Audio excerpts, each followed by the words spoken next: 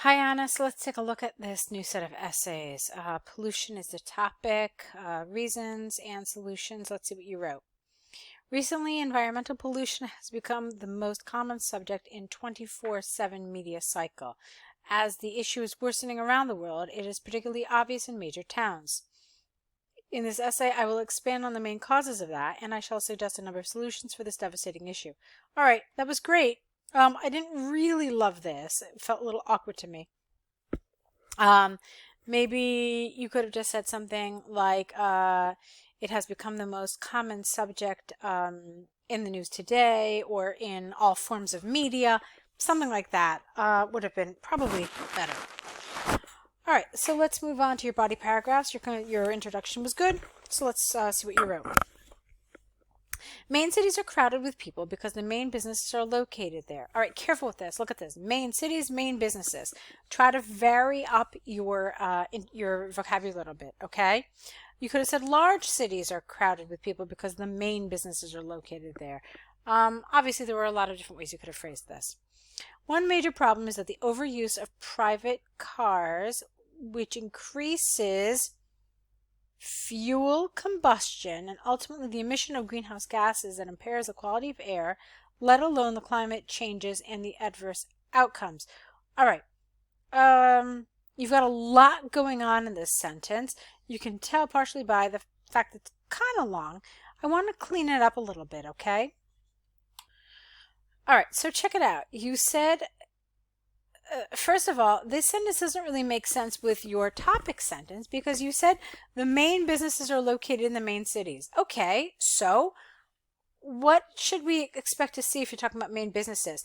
Not so much private cars, but rather that companies, factories are, emitting noxious gases into the air. Or maybe you could have said that in order to go to their workplaces, people are using private cars. All right, make the link between your ideas clearer. Because, for you to talk about main businesses and then suddenly talk about private cars, it doesn't make sense. Okay? So that's the first thing. But like I said before, I want to talk about this sentence, which was a little cumbersome. It didn't really read easily. Let's read it again. One more time the way you have it, and then we'll try to come up with a cleaner way of saying this. So one major problem is the overuse of private cars, which increases fuel. Well, I wouldn't even have said this actually, which increases the fuel combustion. How about this? One major problem is the overuse of private cars, which ultimately increases greenhouse gases, impairing the quality of air, as well as climate change and its adverse outcomes. All right, so I changed a few things around. I think it reads a little better like that. But again, there are a lot of ideas there in that sentence. All right, let's look at the next sentence. The other important cause is the waste management practiced in factories where most waste, get rid of and get rid of that S, where most waste is dumped into the sea, not and pollute it, but dumped into the sea, polluting it, polluting it, okay? Okay, this has a far-reaching effect on the marine ecosystem. All right, can you give me some examples? Can you say something? Can you tell me that fish are dying or that, I don't know, there's problems in coral and coral reefs are dying? Just say something a little bit more. How that affects the world and how it affects marine life. In short, two main reasons that can be tackled in major cities. What happened here? Two main reasons that can be tackled in major cities are the excessive use of private cars and the malpractice of waste elimination with an I in big industries. Okay. So, then I don't like this. Look at this. You wrote tackled here and then you wrote tackle again. So try to vary up again your vocabulary a little more. How about to confront the aforementioned causes, or to rectify the issues, or to what else could you have said? deal with the aforementioned causes. To solve, how about that? So, to solve the aforementioned problems, individual and governmental actions can be considered. Okay. On the personal level, people should use public transportation that uses green energy to commute to work or school. This will reduce citizens with an S apostrophe, because you want more than one citizen, not just one citizen. Carbon dioxide footprints and eventually better air quality for the whole. Hold on. Careful with what you wrote here. Look at this. This will reduce citizens' carbon dioxide footprints and eventually create better air quality for the whole ecosystem. On the governmental level, legislation, singular, needs to be issued in order to limit the waste production in factories by utilizing get rid of your A, cleaner energy sources besides safe, if not beneficial, waste management, like using the waste to not regenerate, but just generate electricity. All in all, the community alongside the government should take steps towards an eco-conscious society. I liked this paragraph. I thought you did well here. Okay? It was clear. You had a nice structure. It was felt very linear. Like, okay, this is a solution. This is how it would solve it. This is a solution. This is how it would solve it. So I actually like this quite a bit. So, to sum up, busy cities are becoming morbidly polluted.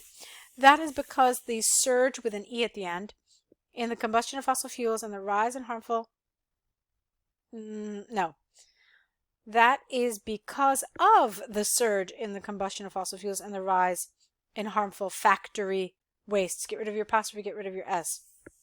Utilization of eco-friendly powered public transport, besides limiting industrial pollution okay, fine. So this was good. I liked it. There were little grammatical things. There weren't a ton of them, but there were a few. And these are the things that I want you to work on a little bit. I liked the structure of this. I liked the structure of this. Obviously we had some little problems in this first body paragraph. And just be careful with some of the vocabulary, which, is repeated a couple of times. Some nice words, some nice natural words, but when you overuse them, or if I see the same word twice, especially in like a short span of time, I'm not talking obviously about something like environment. Environment you're going to use many times in this essay because this is about the environment. But like a word like tackle, okay, if you use it twice, that's one time too many. Or even something like carbon footprint, for example. If you use it repeatedly, it loses its effectiveness. So be careful with that. Okay, I think there should be a task 1. There it is. Fabulous. So let's look at the task 1. This is the car sales. Great. Okay, the given bar chart compares car sales of Ford, Audi, and BMW in 9 different European countries in 2018. At first glance, it is clear that Hungary sold the most, whereas Belgium was the least. Not was, but sold the least. Also, in terms of car make, there is a wide variation of buyers. Remember, S apostrophe. It's not one buyer, it's many buyers. Preference among the given countries. Okay, fine. Hungarian and French. Let me see why you're talking about France. Okay. Car owners showed almost equal distribution among the 3 given brands. However, the former sold more than the latter, just below 400,000 and just above 300,000 respectively. Okay. Germany, Ireland, and Holland. Careful. You're saying sales. So you need an apostrophe S here, but then that becomes awkward, like with these 3 countries. So instead, rephrase this. Sales in Germany, Ireland, and Holland were about the same figure at around 250,000. Grand is really informal. We use it only in spoken speech, okay? So you're not going to use the word grand here. So instead it should be 1,000. Yet the difference was in brand choice. Audi and BMW comprised about 90% of sales in Germany, whilst 1/3 of Ireland's customers preferred BMW, and the same figure is true for Ford to Hollanders, okay? 4 Hollanders, I want to say, but fine. Poland's apostrophe S sales were just above 200,000, and that sales were almost equally distributed among the 3 given brands, whereas the majority of the UK's car owners bought either Ford and BMW, and only a minority owned Audi. Okay. Italy and Belgium sold the least of all countries in 2018 at around 120 and 90,000. Interestingly, Italians favor BMW, while Ford was a choice for the people of Belgium. Okay, so let's look at this. All right, we fixed the grammar, we fixed the vocabulary. Now I want to talk about organization and what you actually told us and what things you decided to talk about here. Okay, I thought what you did here was interesting. You took a lot of information and you definitely condensed it. That's not necessarily bad. I actually sat and I read this a couple of more times just to make sure you weren't missing any information. You very successfully included all 9 countries because that was my big fear. You included them, so that was good. You talked about the totals, and then you also talked about the individual car companies. I thought it was really interesting the way you divided your paragraphs. You talked about the 7 countries here and the last 2 here. I can't say that I loved that, but that's not really a big deal because paragraphing isn't such an important it's not such an important factor in task 1. Not the way it is in task 2. I did think that was a little strange, but I understand why you did it because Belgium and Italy were so much lower in terms of totals here. But what for me was kind of challenging, not wrong, but challenging, was the fact that you kind of flip-flopped between talking about totals. So you talked about totals and you talked about the individual car companies. And let's see, there wasn't a lot of information as a result about the individual car companies. Okay, so you focused on those total numbers, so the 400,000, the 300, the 250, 200, and then you just kind of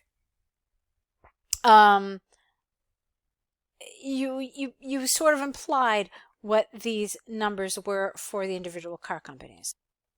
So looking at it again, that for me is kind of missing. The fact that you didn't really give me a lot of information about the car companies. Like I said, I know it's hard because if you look at it, what you really have here is 36 pieces of information. Why is it 36? Well, because you've got the 3 car companies in 9 countries, so that's 27. Plus, you've got these totals to deal with. Okay, so you've got a lot of information to cover, and you don't want to miss anything out. And like I said, you were very good about including all 9 countries, and that's important. One of the ways that I always suggest to people to do this is to spend one paragraph, a short paragraph, just on the totals. Okay, so if I were going to do this, I would talk about Hungary and France. Okay, and just say what their totals were. Then I would talk about Belgium and Italy, saying that they were the lowest. And then I would kind of just lump these guys all together to say that these countries all sold a total of between 200 and 300,000 cars that year. Then in my next paragraph, I would do again something rather similar, but with the individual car companies. Now the figures for BMW are really easy to do because they're all around 100,000 except for Belgium. And that's exactly what I would say. I would say that BMW sold approximately 100,000 cars in 2018 in all of the countries except for Belgium, where it sold a negligible amount. All right. Then I would talk about Ford. I would say that Ford sold the most in Hungary and Holland. Okay. It sold and I would say what that number is. I would say it sold the least in Germany and Italy. Again, I would say what that number is. And then I would say that I would figure out kind of the range here again. And the remaining countries and say what they are. It sold between this and this number. Okay? Just do a little math there. And then you could do something relatively similar for Audi. You could say again that Germany and Hungary sold the most Audi cars at whatever number that is. It sold the least in Belgium, UK, and Italy. And then the rest of the countries were somewhere in between. In fact, at this point, you don't even have to mention it, okay? You mentioned the highs, you mentioned the lows, and that's pretty much it. All right, so that's one way I would do it. I think it's a really clean way of doing it. I think you're focusing on those highs, those lows, the important figures, and those are some of the key elements that you need to include. And it's also not too detailed. It doesn't like talk about all those middle numbers that really are not so important. But it does give you a sense of what this looks like and what kind of data we're dealing with. All right. I hope that helps. Try it. If you're going to rewrite it, if you're going to like play around with this, try writing it like that and see how it works for you. Okay. You'll find that organizing data like this can be really, really helpful. Okay. So give it a shot and I'll be waiting for your next set. Good luck.